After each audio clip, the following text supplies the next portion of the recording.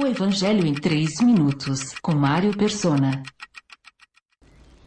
Neste capítulo 3 de Marcos, após a oposição dos judeus, nós vemos outras 6 ocasiões em que os homens e demônios tentam atrapalhar Jesus.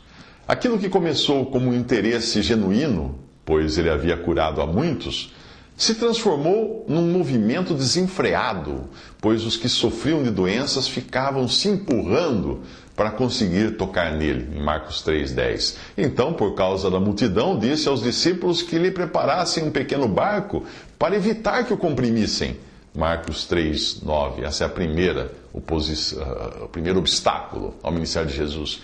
Esse episódio não é o mesmo do capítulo 4, quando Jesus se afasta da praia em um barco para ensinar a multidão. Aqui a multidão coloca obstáculos ao seu ministério, pois em meio a pessoas havia possessos de demônios.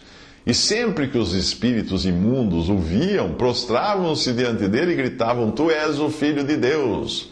Mas ele lhes dava ordens severas para que não dissessem quem ele era. Marcos 3, de 11 ao 12. Depois, nós temos o versículo 19, que fala de Judas Iscariotes, que o traiu, um outro obstáculo ao seu ministério. E no versículo 20, a multidão volta a atrapalhar a comunhão entre Jesus e os discípulos.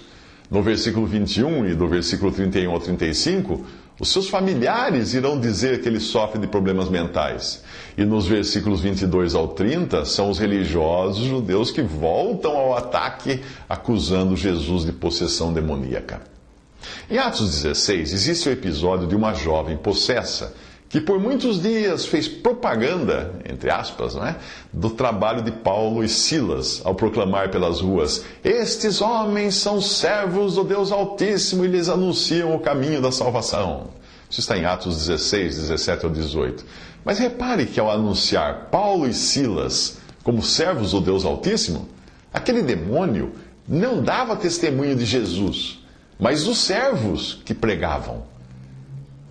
Será que você é capaz de identificar o falso evangelho, tão popular em nossos dias no rádio e na TV, que exalta e dignifica o pregador ao invés do Cristo que ele deveria pregar?